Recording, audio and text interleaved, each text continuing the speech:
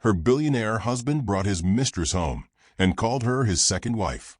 She smirked, crossed her legs, and said to his wife, "If you want to stay here, I can keep you as the maid." His wife's hands trembled, her eyes filled with shame. But before she could speak, her 16-year-old daughter stepped forward, looked the mistress dead in the eye, and slapped her across the face. The sound echoed through the marble halls. The servants gasped, frozen in disbelief. No one dared breathe. The mistress's smile vanished. "Hi, my beautiful family. Welcome back to Mr. William Chronicles, where we tell stories that make you feel something real.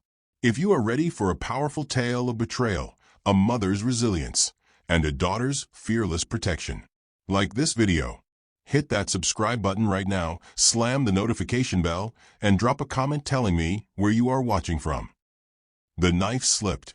Natalie Rhodes watched her own blood bloom across the cutting board, spreading between carrot slices like spilled wine. She didn't cry out, didn't move, just stared at the red, thinking how strange it was that pain could look so quiet. "Mom." Grace stood in the doorway. No Jade. Her daughter's name was Jade. Natalie blinked hard, forcing focus.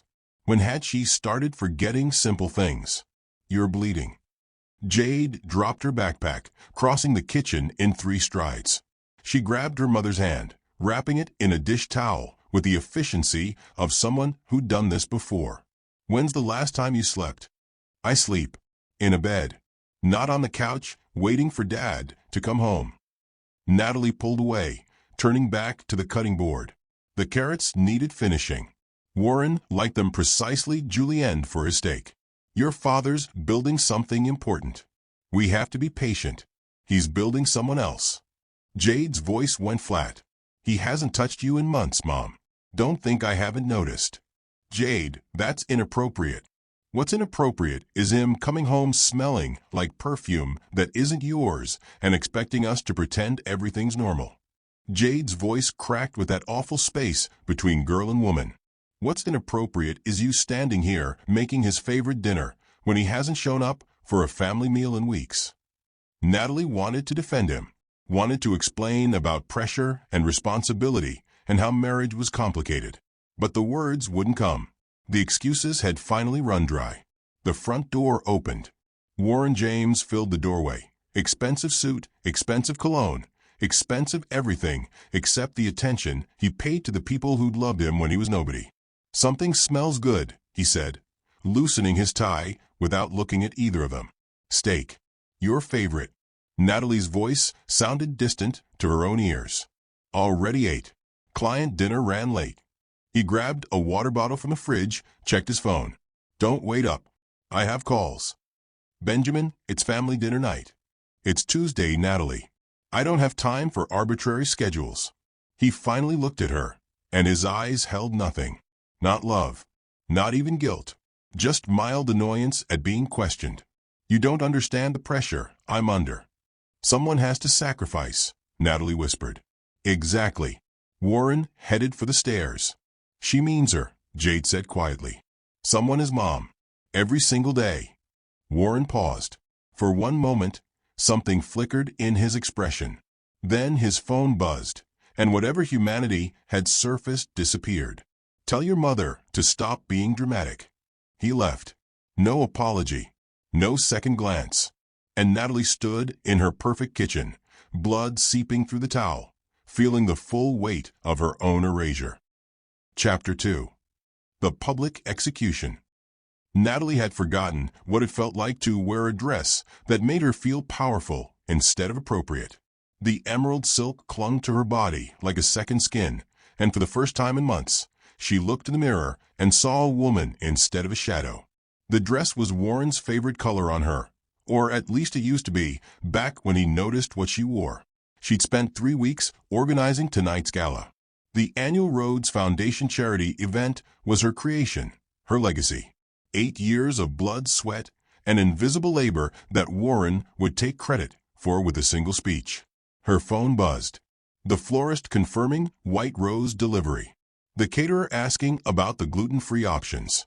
The photographer requesting the shot list she'd prepared weeks ago. Every detail bore her fingerprints, yet the invitation read, Warren Rhodes cordially invites you. You look like a queen, Jade said from the doorway, already dressed in the midnight blue gown they'd chosen together. I look desperate. Natalie adjusted the neckline for the third time. Like I'm trying too hard. You look like someone who refuses to disappear. Jade crossed to her mother, straightening her necklace with careful fingers. This is your event, your vision. You have every right to look magnificent. Natalie applied lipstick with a steady hand that betrayed none of her internal shaking. In the mirror, she practiced her smile, the one she'd perfected over years of standing beside Warren at events like this. Wide enough to seem genuine, not so wide it looked manic. The smile of a woman who had everything. The smile of a woman drowning in plain sight.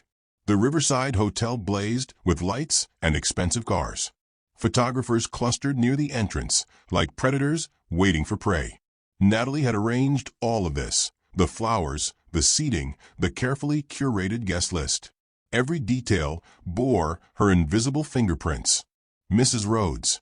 A photographer called out. Over here. Where's your husband? Inside, she lied smoothly, smiling the smile she'd practiced. He's always punctual for important events. Another lie. Warren was perpetually late to things that mattered to her and militarily on time for things that mattered to him. Inside, the ballroom shimmered like a fever dream. Crystal chandeliers. She'd haggled for 3 weeks to get them within budget. White roses covering every surface. She'd driven to 5 different florists to find the perfect shade. Champagne towers positioned exactly where she'd specified. Her design, her vision, her soul made visible. And everyone would credit Warren for it. They always did. Natalie darling. Margaret Hayes descended on her like a perfumed hurricane. Absolutely stunning as usual. You've outdone yourself. Thank you, Margaret. Where's that gorgeous husband of yours? I need to discuss his portfolio. Margaret's expression shifted mid-sentence, her eyes focusing on something behind Natalie. Oh my. Natalie felt it before she saw it. That shift in the room's energy. The sudden hush. The way conversation stopped mid-word. She turned, and her world stopped. Warren stood near the stage in a charcoal suit that cost more than her monthly grocery budget. But that wasn't what stole her breath. It was the woman beside him. Young, maybe late 20s. Polished in a way that screamed professional maintenance. Beautiful in the deliberate way of someone who understood beauty was currency. And Warren's hand rested on her waist with casual ownership that he hadn't shown Natalie in years. The woman leaned into him, whispered something, laughed at his response with practiced charm. And Warren looked at her the way he used to look at Natalie, like she was the only person in the room who mattered. Who is that? Jade's voice came out flat. Dangerous. I don't know. But she did. In the way women always know. This wasn't a colleague. This was the perfume on his collar. The late nights. The distance. The reason her husband had become a stranger. This was why she'd been erased. Mom, we should leave. No. Natalie's voice surprised her with its steadiness. No, we stay. We watch. We witness whatever he's about to do. The MC called Warren to the stage. He took the microphone with the confidence of a man who'd never questioned his right to take things. Thank you all for coming to this incredible event, he began, his voice warm and commanding. The voice that had made her fall in love 15 years ago, when he was nobody and she was everything. Tonight is special for many reasons, but most importantly, I want to share something with all of you. He pulled the woman closer. She smiled like she'd won something. This is Brooke Sinclair, Warren announced to a room full of cameras and champagne and Natalie's carefully cultivated donors. My partner. My second wife. The ballroom exploded. Gasps like gunshots. Whispers sharp as knives. Someone's champagne glass shattered against marble. Natalie heard it clearly through the ringing in her ears. A woman somewhere nearby gasped. No, he didn't. Another voice said, Jesus Christ. The sound of her world ending had a soundtrack. In our modern world, why limit love to outdated constructs? Warren continued, oblivious or indifferent to the devastation detonating in real time. I've been blessed with unprecedented success, and I want to share my life fully with both women who matter to me." He gestured vaguely in Natalie's direction without actually looking at her. "The woman who stood beside me at the beginning," his hand waved dismissively, "and the woman who inspires my future." Stood beside him at the beginning, like she was the opening act, the warm-up, the prototype discarded for the final model. 14 years reduced to the beginning. He kissed Brooke. On stage. On Natalie's stage. In Natalie's ballroom. Surrounded by Natalie's flowers and Natalie's aesthetic and Natalie's 8 years of labor. Cameras flashed like lightning. People pulled out phones. This would be online before Natalie made it to her car. This humiliation would live forever in digital permanence. "Mom." Jade's voice cracked with barely contained fury. "We're leaving. Right now." But Natalie's legs wouldn't move. She stood frozen while people turned to stare at her with expressions ranging from pity to schadenfreude to carefully blank faces that would fuel gossip for months. She could hear the whispers starting. "Poor thing. I'd die if my husband did that. Always knew he was a pig." Brooke looked directly at her from the stage, made eye contact across the crowd, smiled with surgical precision. This wasn't accidental humiliation. This was orchestrated. This was meant to destroy. And it was working. Chapter 3. The Servant Offer. 2 days. 2 days of silence, so thick it felt like drowning. 2 days of Natalie moving through the house like a ghost, touching surfaces she'd chosen, walking halls she'd designed, existing in a space that no longer belonged to her. Warren hadn't come home the night of the gala, or the next night. His lawyer had called instead, cold, efficient, delivering instructions like she was a tenant receiving eviction notice. "Mr. Rhodes requests you remain in the house for now. There will be a transition period. Please be accommodating." Accommodating. The word tasted like poison. Now, standing in the kitchen where this nightmare had begun, Natalie watched her hands shake as she poured coffee. The burnt caramel had left a stain on the stove she couldn't scrub away. She tried 3 times yesterday, on her knees, scrubbing until her fingers bled. The stain remained. Some marks couldn't be erased. Mrs. Rhodes, Maria, the housekeeper who'd worked for them for 7 years, stood in the doorway. Her eyes held the careful blankness of someone trying not to witness a tragedy in progress. "Yes, Maria?"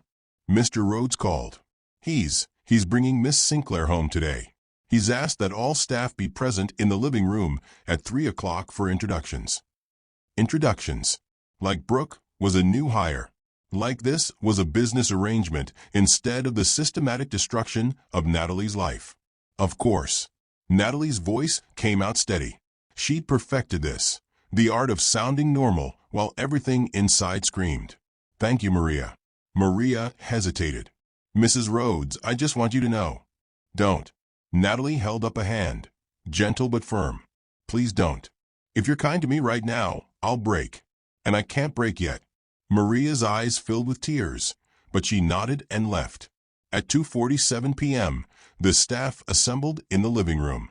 Maria and her husband Carlos, who maintained the grounds. James, the part-time chef Warren, had insisted on hiring last year. Miriam, who came twice weekly to manage the home office. People who'd known Natalie for years, who'd celebrated Jade's birthdays, who'd been guests at Christmas dinners. Now they stood in uncomfortable silence, witnesses to her humiliation. The front door opened at exactly 3 o'clock. Warren had always been punctual when he wanted to make an entrance. He walked in first, expensive leather shoes on the marble floors Natalie had agonized over choosing. Then came Brooke, designer dress, perfect hair, carrying herself like she owned not just the space, but everyone in it. "Everyone, thank you for being here." Warren's boardroom voice. Professional. Detached. "This is Brooke Sinclair. She'll be living here permanently, and I expect the same level of service you've provided to my family." His family. Not our family. Natalie noticed the shift. She wondered if anyone else did. "Miss Sinclair has some thoughts on household management going forward." Warren gestured to Brooke like a presenter introducing the main act. Brooke smiled at the assembled staff, warm, gracious, completely false. First, I want to say how much I appreciate the work you all do. Warren's told me wonderful things about each of you. Her eyes landed on Natalie, who stood slightly apart from the staff. Not quite part of them. Not quite separate. Existing in the liminal space of the discarded. Mrs. Rhodes. Brooke's voice dripped with manufactured sympathy. I know this situation is unconventional, but I believe we can all be adults about it. Natalie said nothing. What was there to say? I've been thinking, Brooke continued, walking slowly around the room, touching things. A vase Natalie had bought in Morocco, a throw pillow she'd embroidered by hand. Claiming, marking territory. You've managed this household beautifully for years. You know every system, every preference, every detail of how Warren likes things done. The staff shifted uncomfortably. Maria's hands clenched at her sides. It seems wasteful to lose all that institutional knowledge, Brooke said, examining her manicured nails with studied casualness. So I'd like to make you an offer. Natalie's stomach turned to ice. Stay on as my household manager. You'd coordinate with the staff, handle the day-to-day operations, manage the schedule. You'd have a salary, of course. $35,000 annually, plus room and board in the guest house. The room went silent. Even the air conditioning seemed to stop. You want my mother to be your assistant. Jade's voice cut through the silence like a knife. She stood in the archway, still in her school uniform, backpack sliding off one shoulder. In her own house? It's not her house, Warren corrected, his voice hard. The deed is in my name solely, and it's a generous offer. Most women in your mother's position receive nothing. Most women in my mother's position would have been asked before their husband brought home a replacement. Jade shot back. Jade, don't, Natalie started, but her daughter was already moving forward. No, Mom. No more silence. Jade turned to face Warren and Brooke, and something in her posture, that straight spine, that lifted chin, reminded Natalie of herself 20 years ago, before she'd learned to make herself small. You stand here in the house my mother designed. You touch furniture she chose. You walk on floors she selected. And you offer her a job. I'm offering her dignity, Brooke said smoothly. A chance to maintain her lifestyle. You're offering her humiliation wrapped in a salary. Jade's voice trembled with barely controlled fury. You want her to manage your household? Cook your meals? Coordinate your staff? Serve you in the home she built? This is inappropriate, Warren said coldly. You're a child. You don't understand adult complications. I understand enough to know you're a coward.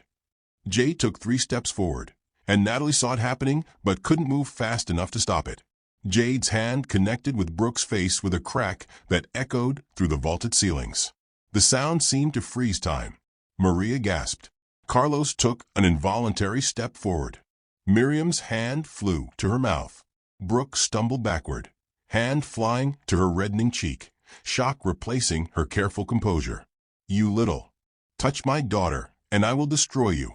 Natalie's voice came out quiet, deadly calm.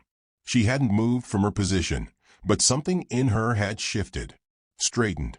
Warren grabbed Jade's arm, fingers digging in hard enough to leave marks. Apologize to Miss Sinclair. Right now. Or what? Jade didn't flinch, didn't look away. You'll hit me? Go ahead, Dad. Hit your daughter for defending her mother. Show everyone here exactly who you've become. Warren's hand rose, trembling in the air between threat and action. The room held its breath. Natalie moved then, putting herself between them with a speed that surprised everyone. But Jade stayed perfectly still, behind her mother, chin raised, eyes locked on her father, daring him, almost wanting the blow, because it would prove everything she'd said about who he'd become. Warren's hand hovered. For one terrible moment, the man he'd been warred with the man he'd become. Then he lowered his hand slowly, something dying behind his eyes. Pack your things, he said, voice like ice. Both of you. I want you out by morning. Chapter 4. Rock Bottom. The apartment smelled like someone else's failure. Natalie stood in the center of a living room, if you could call it that, surrounded by 17 cardboard boxes and garbage bags stuffed with clothes. Everything she owned in the world, reduced to what fit in a 15-year-old sedan. "It's temporary," Jade said, dropping a box labeled kitchen onto the stained carpet. Her voice carried forced optimism that made Natalie's chest ache. "We'll make it work." Temporary. The word felt like a lie they were both trying to believe. The apartment was a shoebox. 2 bedrooms barely big enough for beds. 1 bathroom with tiles that had probably been white in the 1980s. A kitchen that was more of a hallway with appliances. The windows looked out onto a parking lot where someone's car alarm had been screaming for 20 minutes.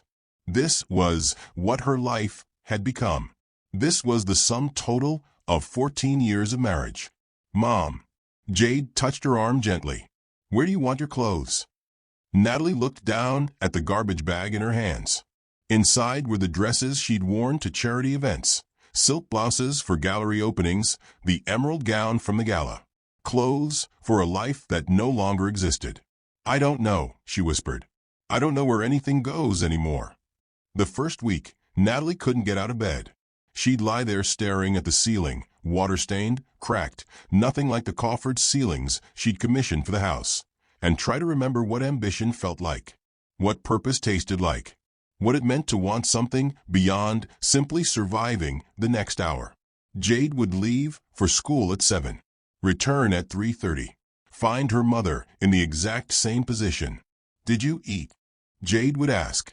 "I'm not hungry." "Did you shower?" "Maybe tomorrow." "Did you look at any of the job listings I printed?" Silence. Because what was the point? She was 42 years old with a degree in art history and 14 years of being Warren Rhodes's wife on her resume. Who wanted that? Who hired decorative objects past their prime? At school, Jade's world had imploded in different ways. The video had gone viral, of course. Warren's gala announcement. His kiss with Brooke. 347,000 views on TikTok. 17,000 on Instagram. Endless reposts, comments, think pieces about modern polyamory and billionaire entitlement. And in every comment section, what about the wife? But being the wife's daughter came with its own special hell. Jade. Brittany Morrison cornered her by the lockers on day 3. "Oh my God, I saw the video. Your dad is so progressive. Like my parents are so boring and traditional, but your family is like evolved." Progressive. Evolved. Words that meant Jade's mother was sobbing in a studio apartment while strangers on the internet debated whether her pain was valid. "My family is broken," Jade said flatly. "There's nothing evolved about cruelty." But Brittany had already moved on, probably to post about the interaction for her followers. The whispers followed Jade everywhere. In the bathroom, her mom must be devastated. In the cafeteria, "I heard they got kicked out with nothing." In AP English, "My mom said Warren Rhodes was always a narcissist." Everyone knew. Everyone knew. But no one had said anything. No one had warned them. They just watched and waited for the inevitable collapse so they could discuss it over wine. Jade started eating lunch in the library.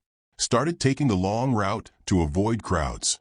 Started existing in the margins of her own life because the center had become unbearable. But at night, while her mother stared at walls, Jade opened her laptop. She started with a simple Google search, Warren Rhodes business history.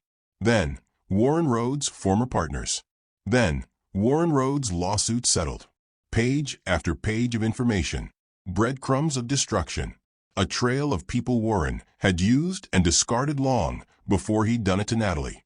Jade created a folder on her desktop, labeled it Research Project. Inside, she began building something.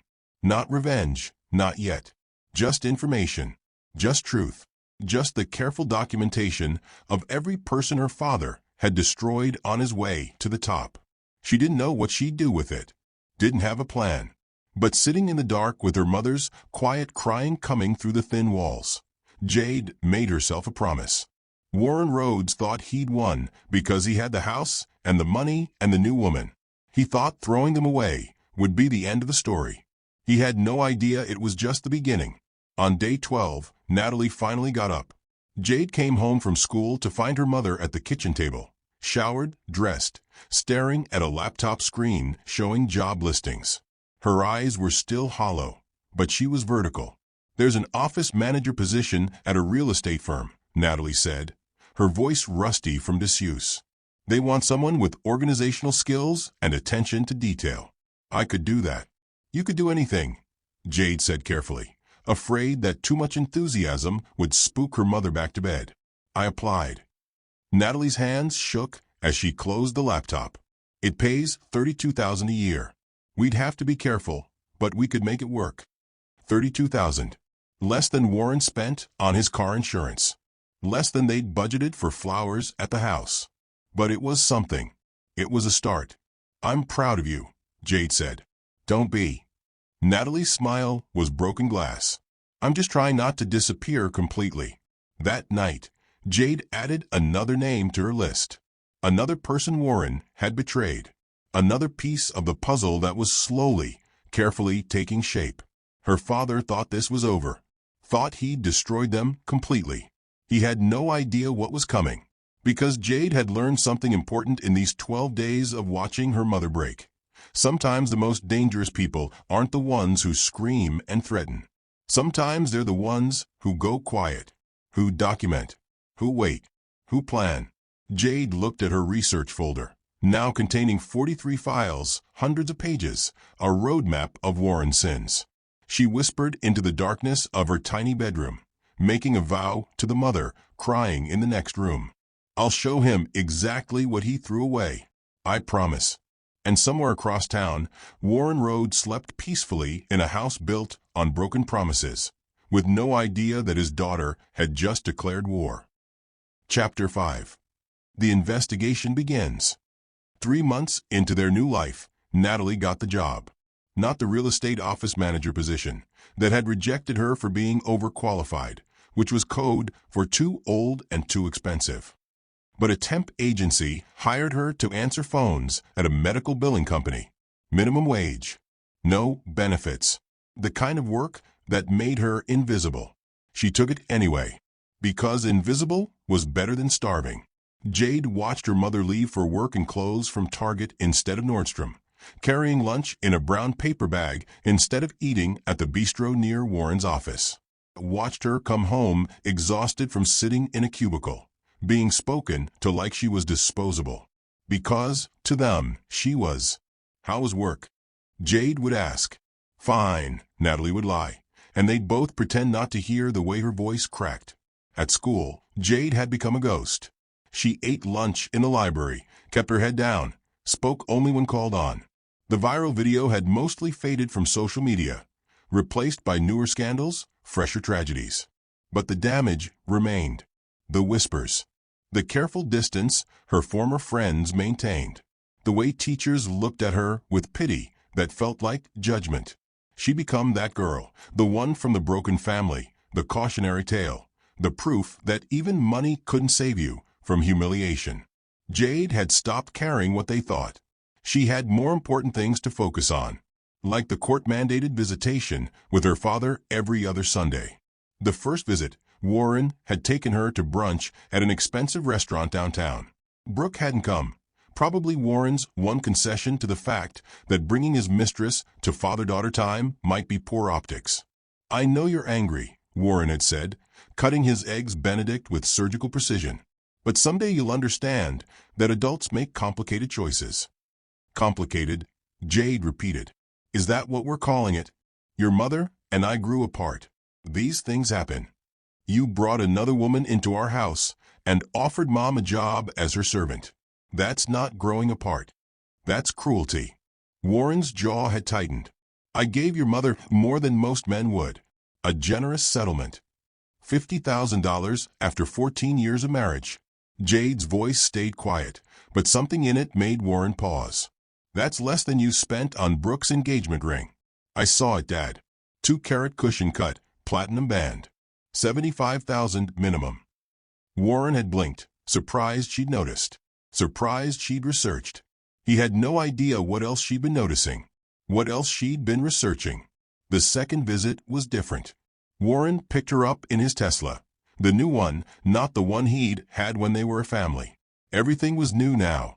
New car. New woman. New life that had no space for the people who'd loved him when he was nobody.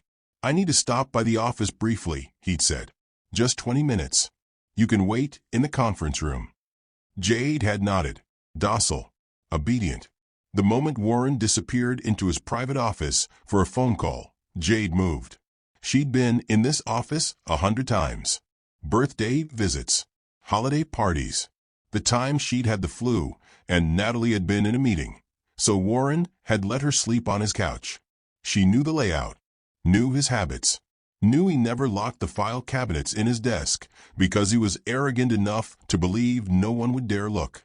She had exactly 12 minutes before he finished his call.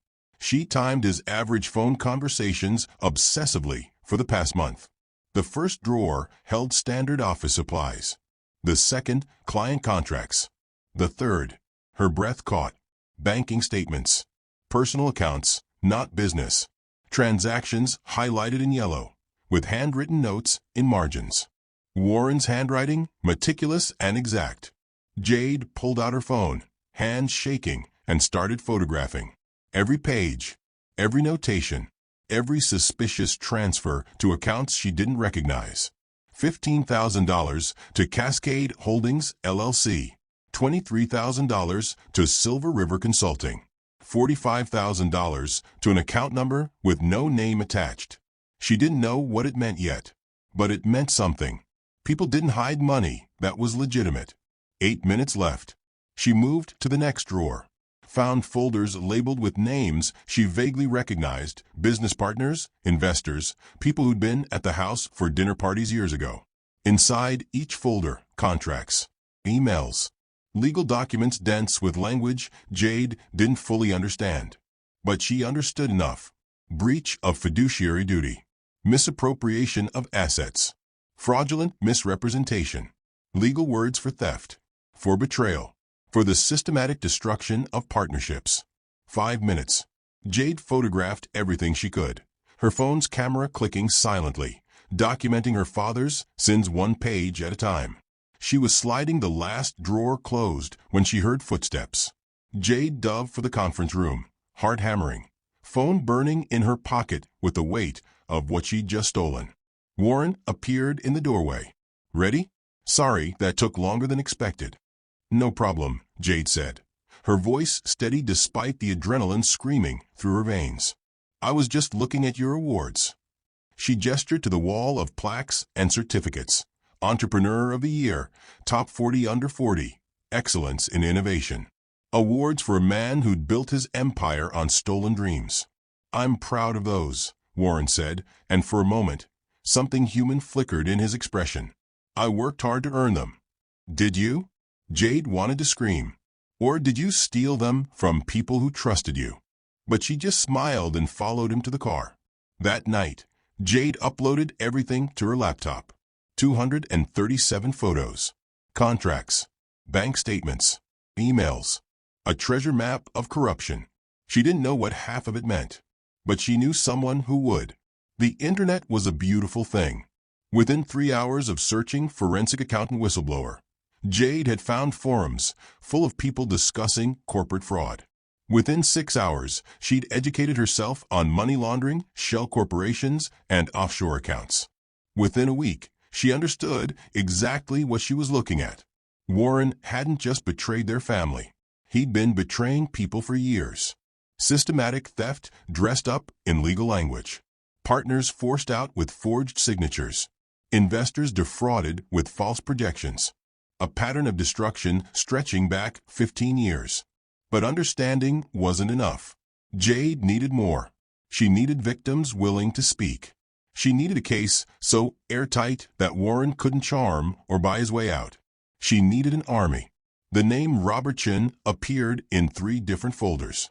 A software developer Warren had partnered with 12 years ago on an algorithm that had made Warren millions. According to the contract, it should have made Robert millions too. According to the bank records, Robert had been paid $50,000 and then systematically pushed out of the company. Jade found him on LinkedIn. Still in tech. Still developing. living in Seattle now, running a small startup that probably could have been massive if Warren hadn't stolen his big break. She stared at his profile photo for 20 minutes, building courage. Then she created a burner email account and typed, "Mr. Chin, you don't know me, but I know what Warren Rhodes did to you. I have proof. I think you deserve to see it. If you're interested in justice, reply to this email." She hit send before she could second-guess herself. Then she found the next name, and the next, and the next. 17 names total. 17 people Warren had used as stepping stones on his climb to the top. 17 people who'd been waiting 12 years for someone to believe them. The first response came at 2:47 a.m. "Robert Chun, who are you? How did you get this information?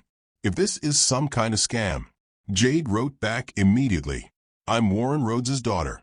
I found documents in his office. I'm not asking you to trust me. I'm offering you proof. And I think there are others like you.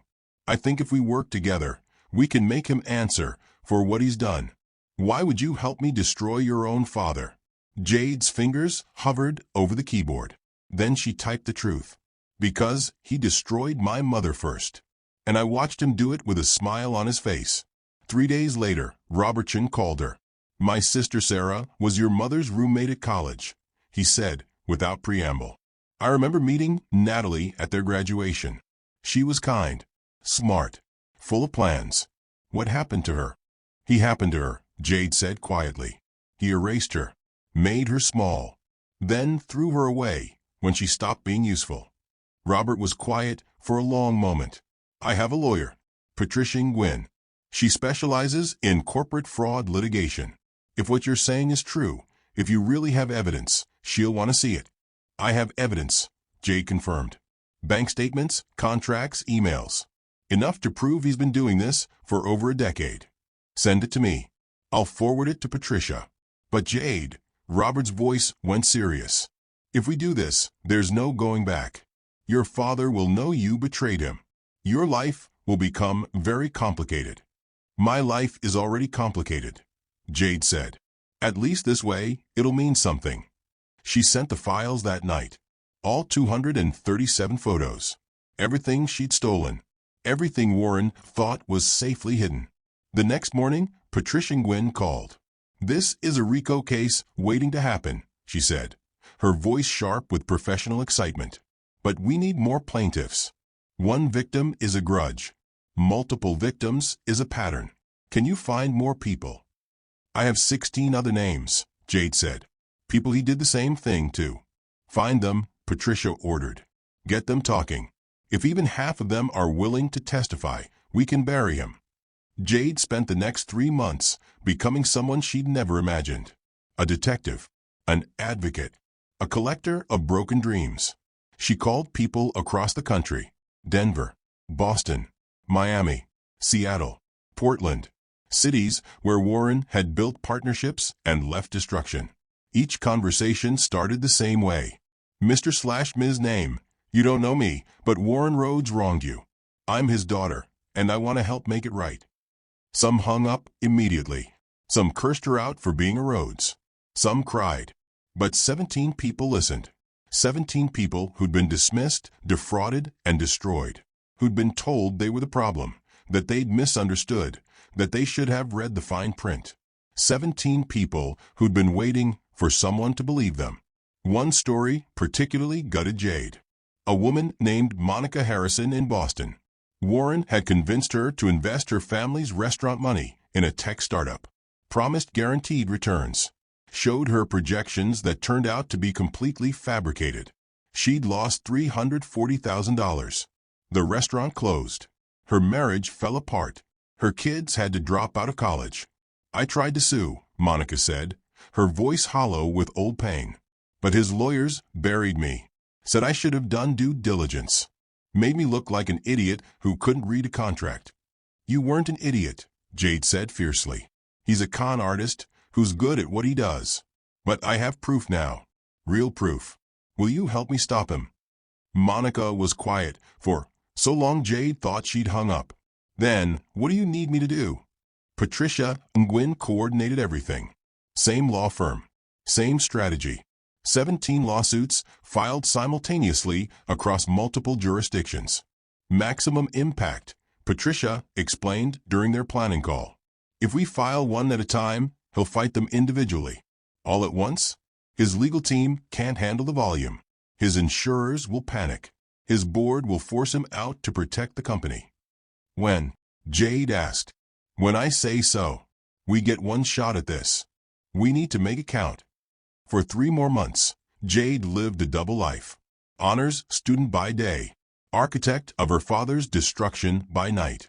She attended classes, took tests, pretended to be normal, then came home to conference calls with lawyers and victims, reviewing evidence, coordinating testimony, building a case so comprehensive that Warren Rhodes wouldn't be able to lie his way out.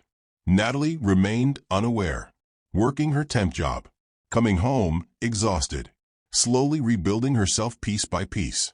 Jade watched her mother with a mix of love and rage. Love for her resilience.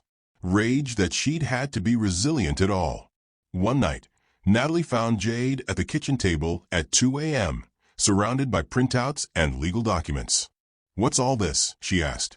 Jade looked up at her mother, still beautiful despite everything, still kind despite the cruelty she'd endured. "A school project," Jade lied. "Mock trial for government class." Natalie smiled, tired but real.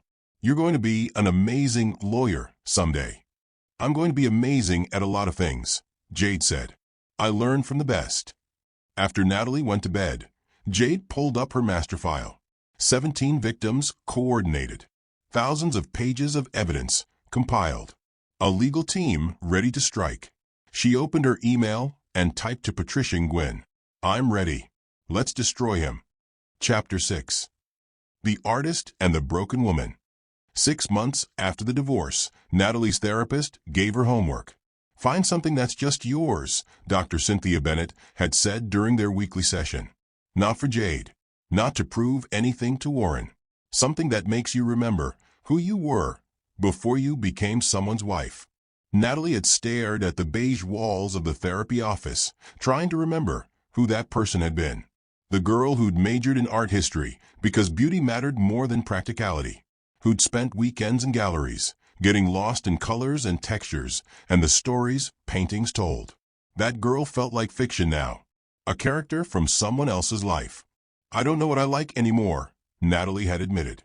"I spent so long liking what Warren liked that I forgot to have my own opinions."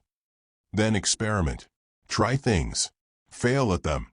That's how you find yourself, through trial and error and permission to be imperfect. So Natalie had picked up a community center flyer, circled beginning watercolor, with a pen that shook in her hand, and forced herself to show up on a Tuesday evening when every instinct screamed to stay home where it was safe to be invisible. The art room smelled like turpentine and possibility. 8 easels arranged in a semicircle. 7 were occupied by people who looked comfortable, who belonged. Natalie stood in the doorway, suddenly aware of how out of place she was. Her clothes were Target clearance rack. Her hands were rough from dish soap and anxiety. She didn't belong anywhere that celebrated beauty. First time.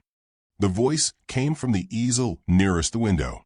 A man mid-40s, with paint-stained fingers and eyes that understood something about breaking. "Is it that obvious?" Natalie tried to smile. "You're standing like you're about to run." He gestured to the empty easel beside him. "I do the same thing every week. Show up. Consider fleeing. Stay because leaving would mean admitting defeat." Natalie moved to the easel, her legs feeling disconnected from her body. "Do you ever actually want to be here?" About 40 minutes in, that's when the panic fades and the painting starts. He extended a paint-stained hand. "Owen Hayes." "Natalie." She paused. "Rhodes." "No, just Natalie. I'm just Natalie." Something flickered in Owen's expression. Recognition without judgment. "Just Natalie works perfectly." The instructor, a cheerful woman named Eleanor who wore scarves like armor, began the lesson. "Today, we're painting water. Not realistic water. Emotional water.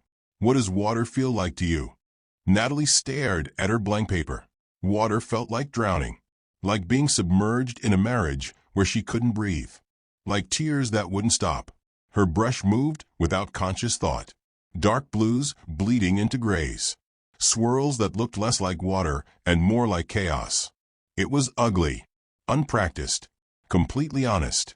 That's intense, Owen said quietly, working on his own painting, calmer blues, structured waves.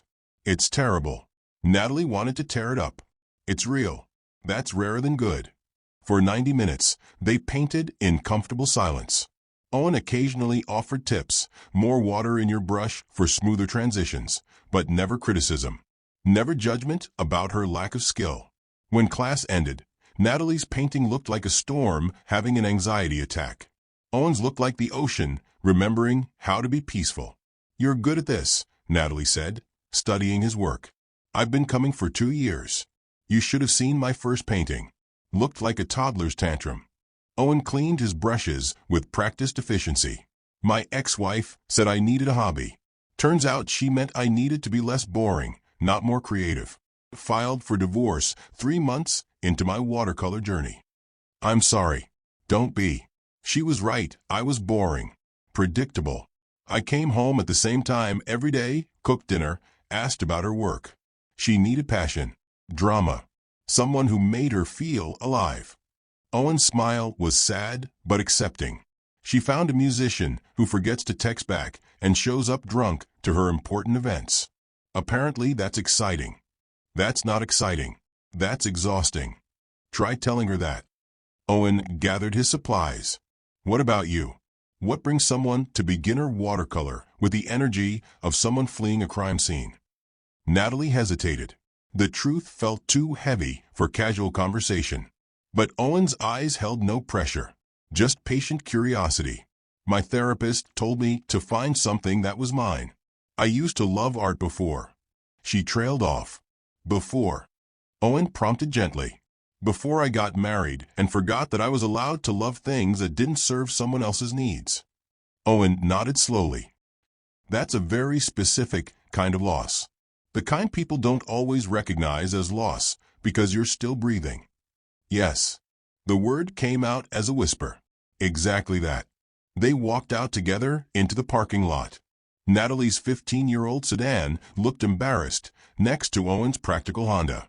Both cars were old but maintained.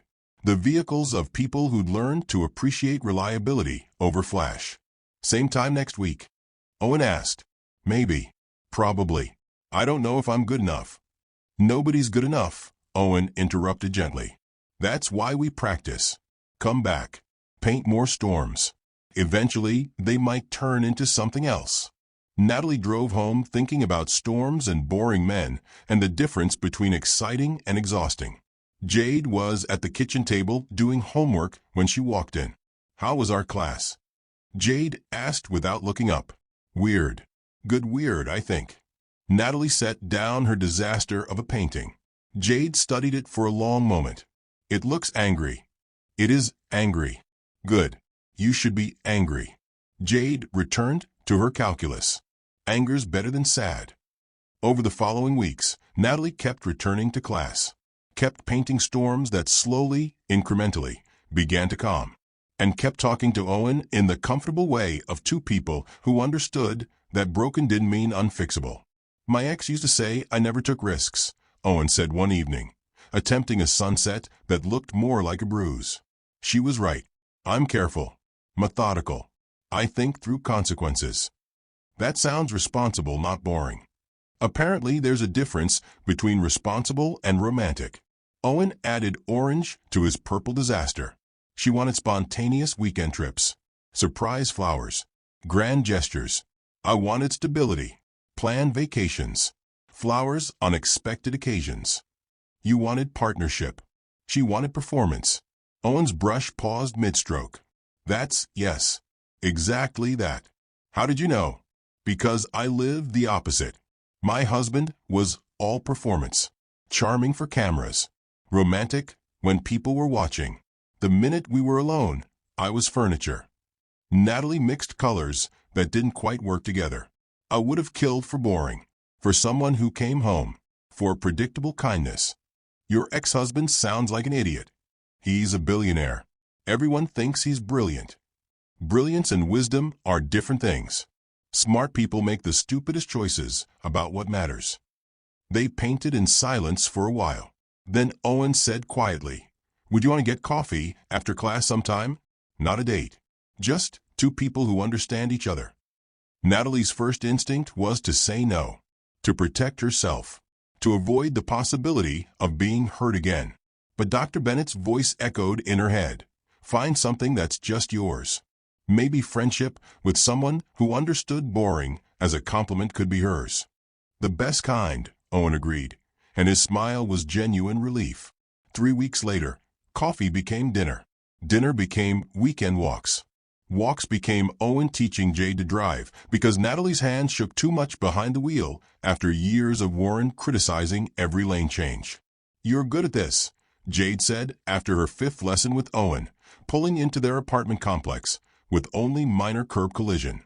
"I taught high school for 10 years before switching to software. Patience is my superpower." Owen climbed out looking only slightly traumatized. Same time Thursday. "You don't have to keep doing this," Natalie said as Jade disappeared inside. "Teaching her to drive. Coming to her school events. You don't owe us anything." "I know." Owen's voice went soft. "I'm not here out of obligation, Natalie. I'm here because you two are the most real thing in my life." My ex wanted excitement. But real life isn't exciting. It's Tuesday evenings and driving lessons and showing up. That's what matters. That's what lasts. Warren said I was too ordinary, that I didn't inspire him anymore.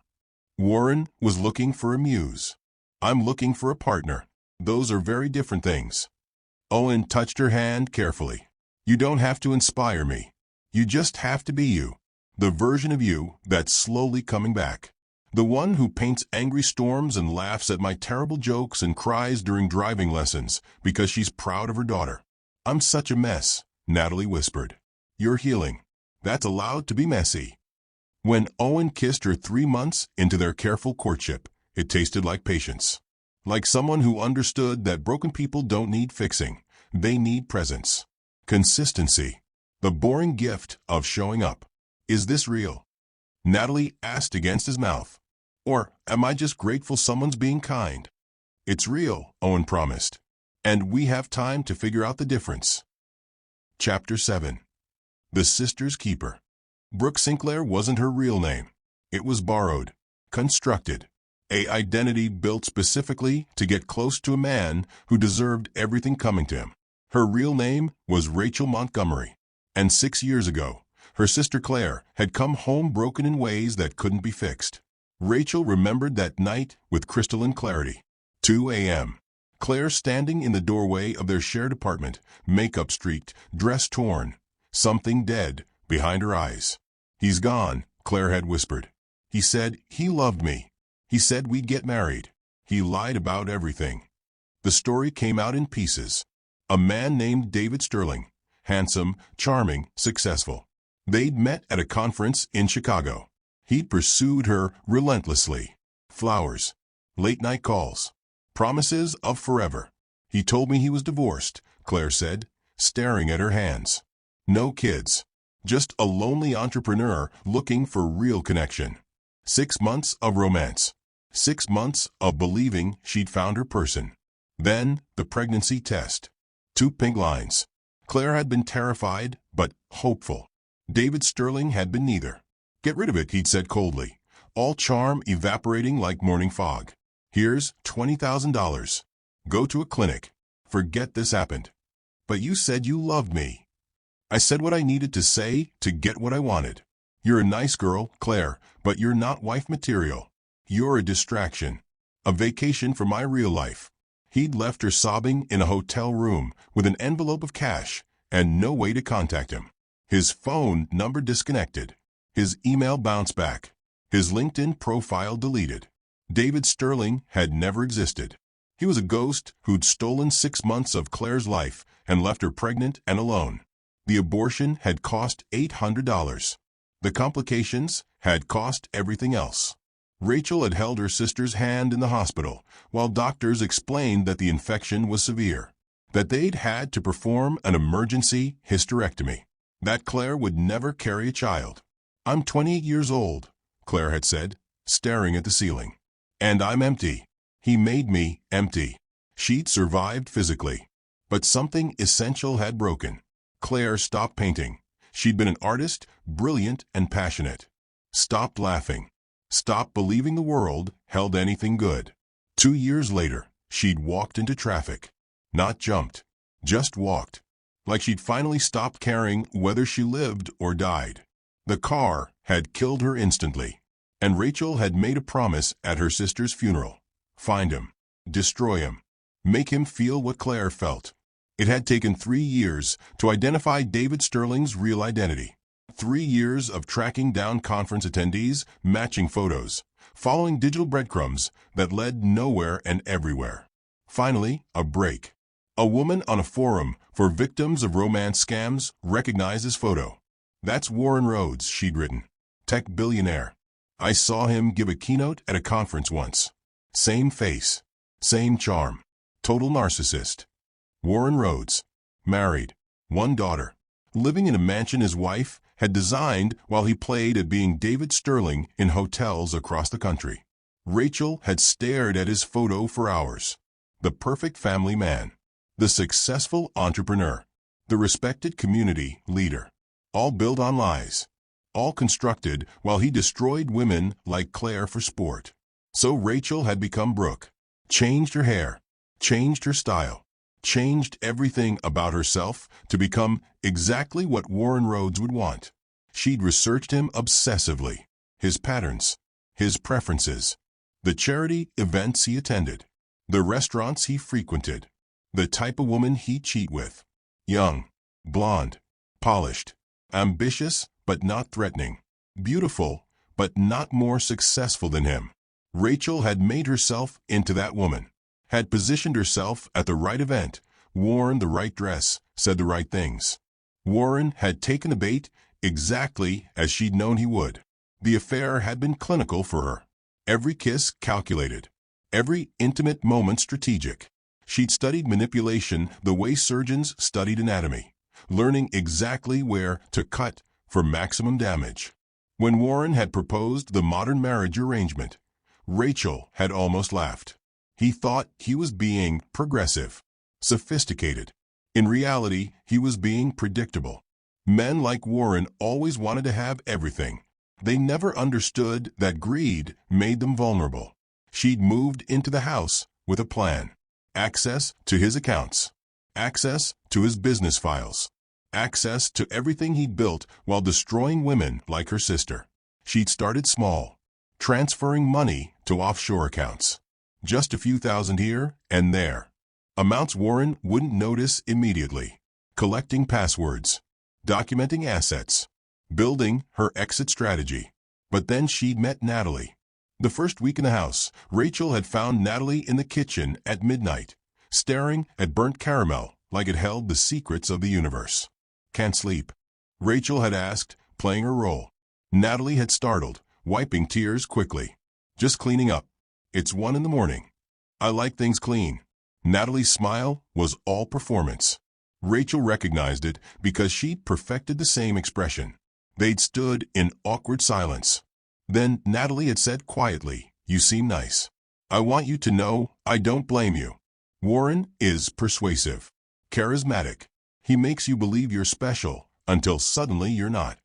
Rachel had expected hatred, anger.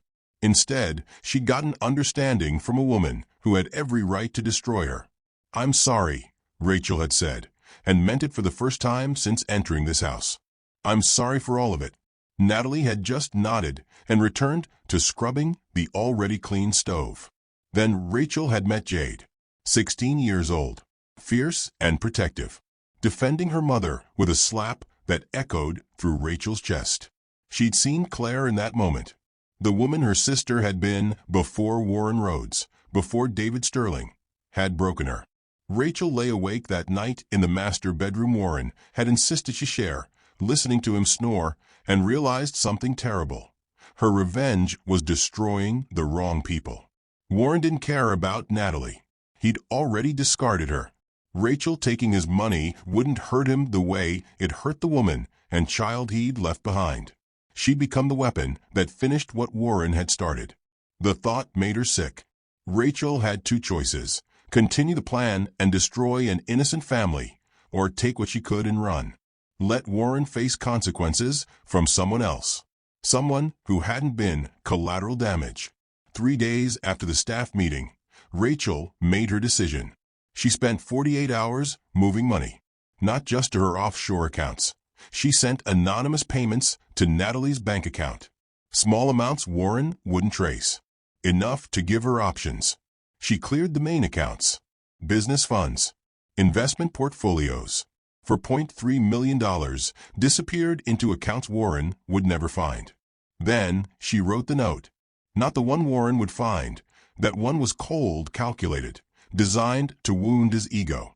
This note was different. She sent it to her personal mail that she found in the house. Natalie, you don't know me. Not really. But I know what it's like to love someone who destroys you for entertainment. Warren Rhodes is not who he claims to be. He's done this before, to my sister, to others.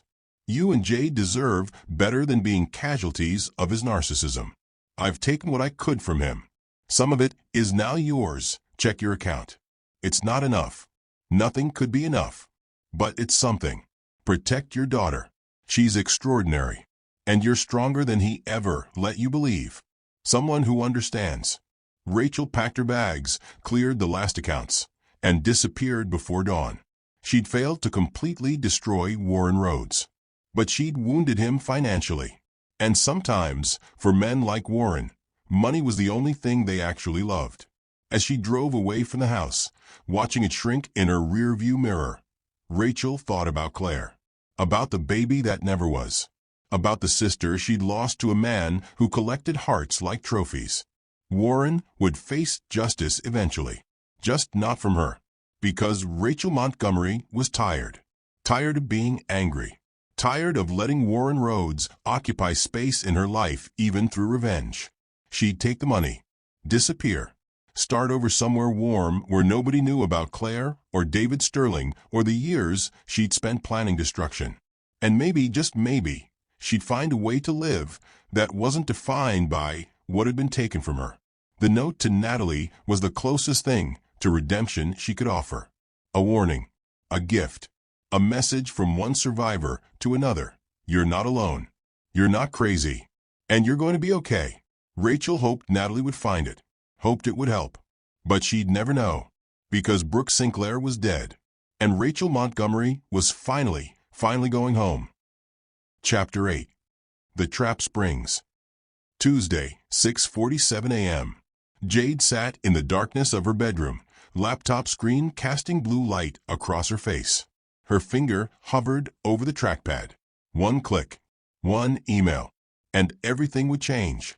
Behind her bedroom door, she could hear her mother moving in the kitchen, coffee brewing, the quiet sounds of Natalie preparing for another day at the temp agency. Another day of being treated like she was disposable. Jade looked at the email one final time. To Michelle Torres, investigative journalist, Chicago Tribune. Subject, Warren Rhodes, pattern of corporate fraud.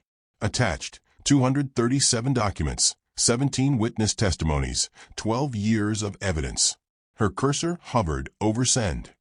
She thought about her father, the man who'd thrown them away like garbage, who'd humiliated her mother in front of hundreds of people, who'd built an empire on stolen dreams and broken promises. She thought about the 17 people waiting for justice. Monica Harrison, who'd lost her family restaurant. Robert Chun, whose algorithm had made Warren millions. All the others who'd been systematically destroyed. She thought about Claire Montgomery, the woman in Brooke's hidden note. Another victim in Warren's long history of devastation. Jade clicked send. The email disappeared into the digital void. No turning back now. She closed her laptop and went to breakfast like it was a normal Tuesday. Like she hadn't just detonated a bomb that would destroy her father's world. You okay? Natalie asked, sliding scrambled eggs onto Jade's plate. You look pale. Just tired. Stayed up late studying. The lie came easily now. Jade had been lying for months. Small deceptions that would lead to massive truth. Don't work too hard. You're already doing so well. Natalie kissed the top of her head. I'm proud of you. Jade's throat tightened. Her mother had no idea what was coming. No idea that by lunch, Warren Rhodes would be headline news. I'm proud of you too, Mom, Jade said quietly. For surviving. For keeping going. For being stronger than he ever gave you credit for. Natalie's eyes filled with tears. She wiped them quickly, smiling. We're doing okay, aren't we? We're actually doing okay. We're doing better than okay, Jade promised. And we're about to do even better. 9 a.m. Jade was in AP English when her phone buzzed. Then buzzed again. Then started vibrating continuously. She glanced at the screen under her desk. Chicago Tribune, breaking. Tech billionaire Warren Rhodes accused of systematic corporate fraud.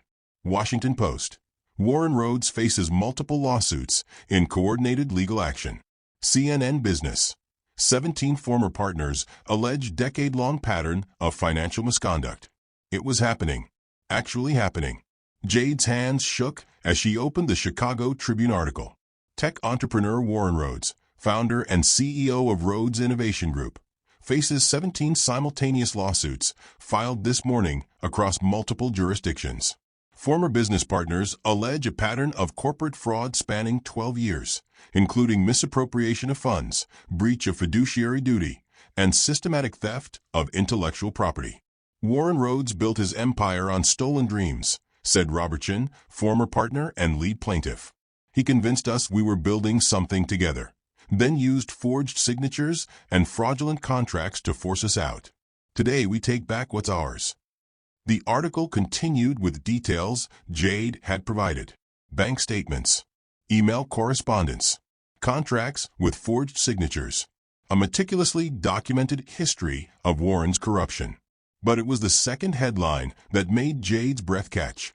Rhodes also defrauded by mistress. Brooke Sinclair vanishes with $4.3 million. Michelle Torres had found everything. Not just the corporate fraud.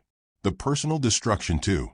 In a twist that reads like a crime novel, Rhodes's second wife, Brooke Sinclair, disappeared 3 days ago with $4.3 million transferred from Rhodes's personal and business accounts. Sources confirm Sinclair's real identity remains unknown, and Rhodes has been unable to locate her despite hiring private investigators. Jade felt a strange surge of respect for Brooke, for Rachel. She'd gotten out, taken what she could, left Warren to face the consequences alone. 10:30 a.m. Warren Rhodes sat in an emergency board meeting, watching his world disintegrate in real time. His phone had exploded at 9:03 a.m. First his lawyer, then his publicist, then board members, investors, business associates, all demanding explanations he couldn't provide. 17 lawsuits, board member Patricia Cross's voice cut through the chaos. Filed simultaneously? How long have you known about this? I didn't know, Warren started. You didn't know you were defrauding your partners? Another board member, Marcus Hill, threw a printed article across the table. There are bank statements here, Warren. Emails with your signature. Contracts you personally altered. Those are taken out of context. $4.3 million is missing from company accounts, Patricia interrupted. Your mistress, your second wife, emptied multiple accounts and vanished. Our insurers are already talking about pulling coverage. Our stock is down 18%, and it's only been 90 minutes. Warren's hands trembled. I can fix this. I just need time. You're out, Marcus said flatly. Effective immediately. Security will escort you from the building. You're prohibited from accessing company systems, speaking to the press, or representing yourself as affiliated with Rhodes Innovation Group. This is my company. I built this. You stole this, Patricia corrected. And now you're gone. The vote was unanimous. Warren Rhodes, founder and CEO, was removed from his own company before lunch. He stumbled out of the conference room to find security waiting. They escorted him to his office, the one with awards covering the walls, testaments to success built on lies, and watched while he packed his personal items into a banker's box. His phone wouldn't stop ringing. reporters, lawyers, people he'd considered friends, all suddenly unavailable. He tried calling Brooke. The number was disconnected. He tried calling his lawyer. I can't discuss this until we establish whether you've committed crimes. He tried calling business associates. None answered. Finally, desperately, he called Natalie. The phone rang 4 times. Then 5. Then 6. Please, Warren whispered to the dial tone. Please pick up. Natalie stared at her phone, watching Warren's name flash across the screen for the 12th time in 30 minutes. She was at work, sitting in her cubicle at the temp agency, when her phone had started exploding. Text messages. News alerts. A voicemail from Robert Chen's sister Sarah, her old college roommate, saying, "Natalie, I'm so sorry you were married to that monster."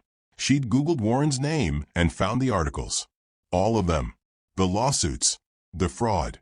Brooke's disappearance with millions of dollars. Her first emotion had been shock. Then vindication. Then something close to grief, not for Warren, but for the years she'd wasted believing his lies. "Mom, don't answer it." Jade's text message appeared. "Let him drown alone." Natalie blocked Warren's number, then sat at her desk, staring at spreadsheets she was supposed to be organizing, feeling the weight of 12 years lifting like fog. He destroyed himself. She hadn't had to do anything. Just survive. Just keep breathing. Just wait for his arrogance to catch up with him. At 2 p.m., Patricia Nguyen held a press conference outside the federal courthouse. 17 people stood behind her. 17 victims. Some crying. Some angry. All unified. Warren Rhodes spent 12 years building an empire on stolen dreams, Patricia said to the assembled cameras. He convinced brilliant people to trust him, then systematically robbed them of their work, their investments, and their futures. Today, we stand together to demand accountability. Robert Chun stepped forward. Warren Rhodes told me I was his partner, his friend, that we'd build something revolutionary together. Instead, he stole my algorithm, forged my signature on documents transferring my shares for nothing, and forced me out of my own company. I've waited 12 years for justice. Today it begins. One by one, the victims told their stories. Monica Harrison, who'd lost her family restaurant. David Park, whose medical device patent Warren had stolen. Catherine Wells, who'd invested her retirement savings based on fabricated projections. The press conference lasted 43 minutes. By the time it ended, #WarrenRhodesFraud was trending on Twitter. TikTok was flooded with videos dissecting his crimes. Reddit threads analyzed every document Michelle Torres had published. Public opinion turned violently, completely, irrevocably against him. At 4:37 p.m., Warren Rhodes sat alone in his mansion, the house Natalie had designed, now empty of everything that had made a home. Brooke's closet was empty, her bathroom cleared of expensive products. The engagement ring he'd bought for $75,000 sat on the dresser with a note. "Thanks for the education, Warren. You taught me love is a transaction. I just made a better deal. R." Even her name had been a lie. Brooke Sinclair didn't exist. She'd been a ghost, a weapon, perfectly designed to destroy him. Warren tried to call his daughter. The number was blocked. He tried to call Natalie again. Still blocked. He called his mother. She didn't answer. His brother. Voicemail. His business partners. His golf buddies. His network of powerful friends who'd attended his parties and praised his success. Nobody answered. Warren Rhodes sat in his empty mansion, surrounded by awards that meant nothing and furniture that held no warmth, and realized he'd built an empire on sand. No, worse than sand. On the broken backs of people who trusted him. And now, finally, the tide had come in. His phone buzzed one final time. A text from an unknown number. "You took everything from them. Now they're taking it back. This is what justice looks like. Someone who knows what you did to Claire Montgomery too." Warren stared at the message. Claire Montgomery. The name meant nothing to him. He destroyed so many people. He couldn't even remember all their names. And that, more than the lawsuits or the public disgrace or the financial ruin, was the most damning thing of all. He'd caused so much pain, he'd lost track of the body count. Warren Rhodes sat in the darkness of his mansion and understood, finally, what it felt like to lose everything. And there was no one left to call. No one left to save him. He was completely, devastatingly alone. Chapter 9. The Choice. 3 months after Warren's empire collapsed, his number appeared on Natalie's phone again. She'd unblocked it 2 weeks prior, not because she'd forgiven him, but because Dr. Bennett had suggested that closure sometimes required conversation, that hearing him grovel might help her finally close that chapter. The phone rang at 10:47 p.m. Natalie stared at the screen, her heart doing something complicated between rage and indifference. Owen was beside her on the couch, reading a book about woodworking. He glanced at the phone, then at her face, and quietly set his book down. "You don't have to answer," he said. "I know." But her finger was already moving toward the screen. "I think I need to hear what he wants." She answered.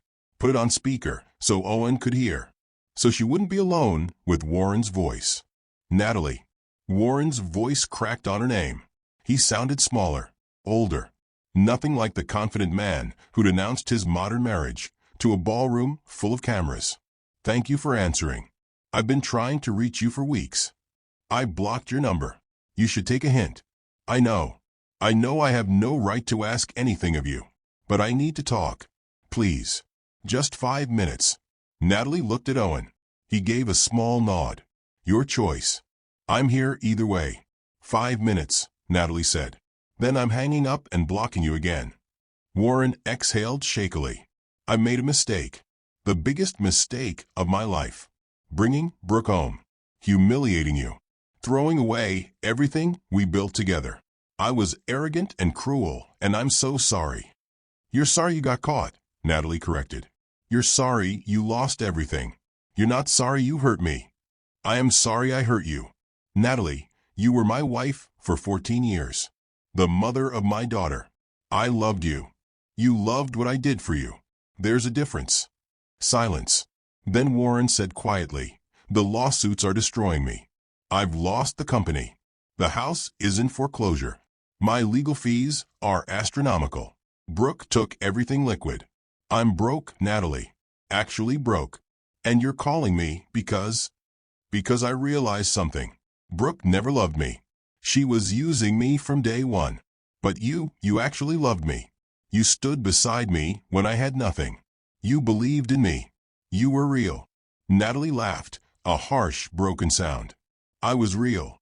And you traded me for performance. For a woman young enough to make you feel important. For an illusion. I know that now. And I'm asking, I'm begging, can we try again? Can we rebuild what we had?" The question hung in the air like smoke. Owen's hand found hers. Squeezed gently. No pressure. Just presence. "Warren," Natalie said slowly, "what exactly do you think we had?" "A partnership. A family. 14 years of history. We had me making myself smaller so you could feel bigger. We had me decorating your life while you pretended I didn't exist. We had me begging for scraps of attention while you gave everything to strangers." Her voice stayed calm, clinical. "We had me loving you while you tolerated me. That's not fair. You offered me a job as Brooke's housekeeper. In my own home. In front of our staff." Natalie's grip tightened on Owen's hand. "You stood on a stage I designed, in a ballroom I created, and announced you'd replace me. You kissed another woman while cameras flashed, and I stood there dying in public. I was wrong. I was so wrong. But people make mistakes. Mistakes are accidental. What you did was calculated, systematic. You erased me deliberately because I'd stopped being useful to your ego." Warren was crying now. She could hear it in his breathing. "Does he make you happy? This new man in your life?" Natalie looked at Owen, paint-stained fingers, kind eyes, the man who taught her daughter to drive and showed up to school events and made breakfast on Sunday mornings without being asked. "He makes me feel safe," she said. "After you, safe is revolutionary. I can make you feel safe." "No, Warren, you can't. Because safety isn't about grand gestures or promises. It's about consistency. About someone showing up even when it's boring. About being valued on Tuesday mornings, not just Saturday nights when there's an audience. So that's it? 14 years mean nothing. 14 years mean I know exactly who you are, and I don't want to rebuild what we had. I want to be free of what you made me. Natalie's voice steadied. I don't want your money.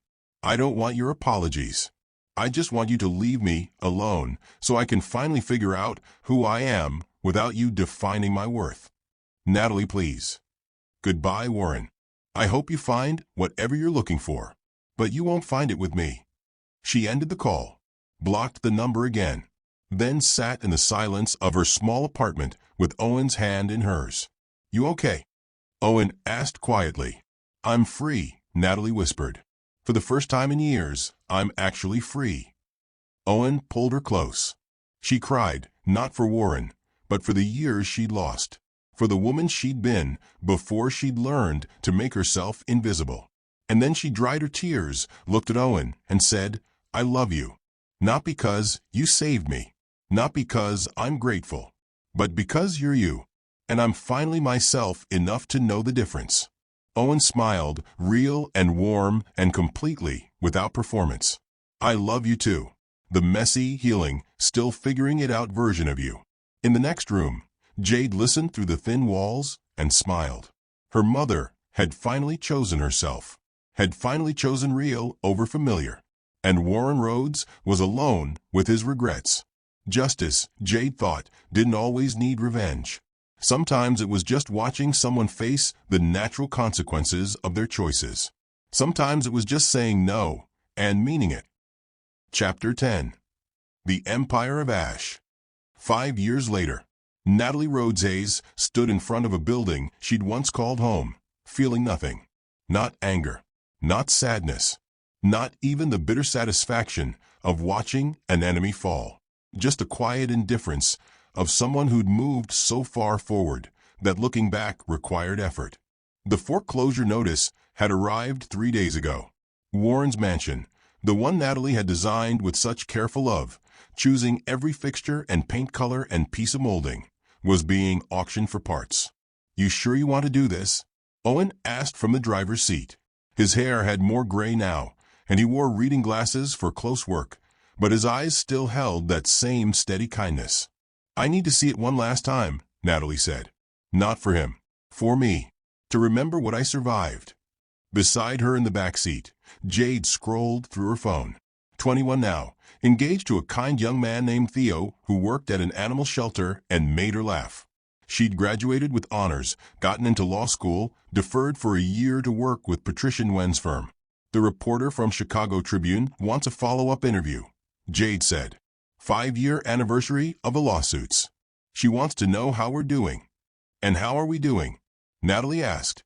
Jade looked up, smiled, real and bright and free of the protective rage that had consumed her at 16.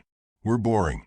We have Sunday dinners and game nights and argue about whose turn it is to take out the trash.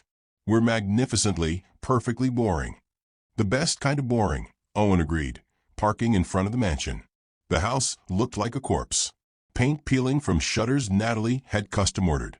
The garden she'd cultivated had returned to wilderness. Rose bushes choked with weeds, the fountain dry and cracked. Windows dark and empty. Everything beautiful she'd created, rotting from neglect. They walked through the front door, unlocked, because there was nothing left worth stealing. The floors were dusty. The walls held shadows where furniture had stood. Every room echoed with absence. It's smaller than I remembered, Jade said, her voice bouncing off empty walls. That's because it was never actually big, Natalie replied. We just filled it with so much performance that it seemed grand. They found him in the master bedroom. Warren Rhodes sat on the floor, back against the wall, wearing a suit that had seen better days. His hair had gone completely gray. His face held lines that hadn't been there 5 years ago, not laugh lines, but the deep grooves of prolonged stress. He looked up when they entered. Something flickered in his eyes. Hope, maybe. Or just the muscle memory of manipulation. You came, he said hoarsely. We came to say goodbye to the house, Natalie corrected. Not to see you.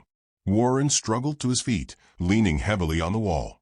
He'd aged a decade in 5 years. I've been living here. They haven't kicked me out yet, so I just stayed. In an empty house with no furniture? Jade's voice held no sympathy, just observation. It's all I have left. Warren gestured at the bare room. Everything else is gone. The company, the money, my reputation. This house is the last piece of what I built. What we built, Natalie said quietly. I designed every inch of this place. I chose the floors you're standing on, the windows you're looking through, the walls that kept you warm. You just paid for it. I know. I know that now. Warren's voice cracked. I destroyed everything, Natalie. This house, our family, my entire life. For what? For Brooke, who was using me. For ego. For the illusion that I could trade up from real love like it was a bad investment. You didn't destroy everything, Jade said, her voice steady and cold. Mom's consulting business is thriving. She has clients who actually value her opinion. I'm starting law school in the fall. Owen's teaching woodworking classes and loving it. We have a life. A real one. You didn't destroy us. You just removed yourself from our story. Warren looked at Jade like she was speaking a foreign language. You're my daughter. Biologically, Jade interrupted. But Owen's my father. He taught me to drive, helped me with college essays, walked me through my first heartbreak, showed up to every school event, every award ceremony, every moment that mattered. You're just the man who provided DNA. The words landed like physical blows. Warren's face crumpled. I wanted to apologize, he said desperately. Really apologize. Not because I want something, but because you deserve to hear it. I was cruel, arrogant. I treated you both like accessories instead of people. I'm sorry. I'm so deeply sorry. I know, Natalie said simply. Warren blinked. You know. I know you're sorry now that you've lost everything. I know you understand consequences now that you're facing them. But Warren, I don't need your apology. I needed it 5 years ago when you humiliated me in front of 300 people. I needed it when you offered me a job as your mistress's servant. I needed it when you threw your daughter and me out with garbage bags full of clothes. I can't change the past. No, you can't. And I've spent 5 years learning that I don't need you to. I don't need your guilt or your growth or your realization that you made mistakes. I just needed to survive you. And I did. Natalie walked to the window, looking out at the garden she'd once loved. You know what I learned, Warren? That my life was never empty. It was full of love and creativity and value. You just convinced me it wasn't because full lives threatened you. Happy wives don't need rescuing. So you made me small and called it love. I loved you. You loved what I did for you. There's a difference. Natalie turned back to face him. You loved having a wife who made you look good, who organized your life and raised your daughter and built the aesthetic that made you seem sophisticated. But you didn't love me. You didn't even see me. Warren was openly weeping now. What do I do? How do I fix this? You don't, Jade said bluntly. You live with it. You sit in your empty house and think about every person you destroyed. Monica Harrison, Robert Chun, Claire Montgomery, all 17 people who trusted you. And Mom. And me. You add us all up and you understand that this, she gestured at the bare room, this is what you chose. I chose wrong. Yes. And now you get to live with that choice. Natalie moved toward the door, then paused. Warren, I forgive you. His head snapped up, hope flooding his features. Not for you, Natalie continued gently. For me. So I can let this go completely. So I can stop carrying the weight of your choices. You'll have to carry them yourself now. I don't deserve forgiveness. You're right. You don't. But I deserve peace. And forgiveness is how I get there. She looked at him one final time, this man she'd loved, who'd nearly destroyed her. I hope you find whatever you're looking for. I hope you become someone you can respect. But I won't be here to witness it. This is goodbye, Warren. The final one. They walked out together, Natalie, Owen, and Jade. left Warren sitting in the ruins of the empire he'd built on broken promises. The drive home was quiet, not sad, just complete. "Mom," Jade said as they pulled into their neighborhood. Modest houses with well-loved gardens, children playing in streets, life that was real instead of performed. "Are you okay?" "I'm free," Natalie said. Actually, finally free. That evening, they had dinner in the home Natalie and Owen had bought together. Small kitchen, worn floors, furniture from estate sales and thrift stores, and filled with laughter. With Jade's fiancé Theo telling terrible jokes. With Owen burning garlic bread because he got distracted talking. With Natalie's consulting partner Sarah, Robert Chen's sister, bringing wine and stories about their latest difficult client. Real life.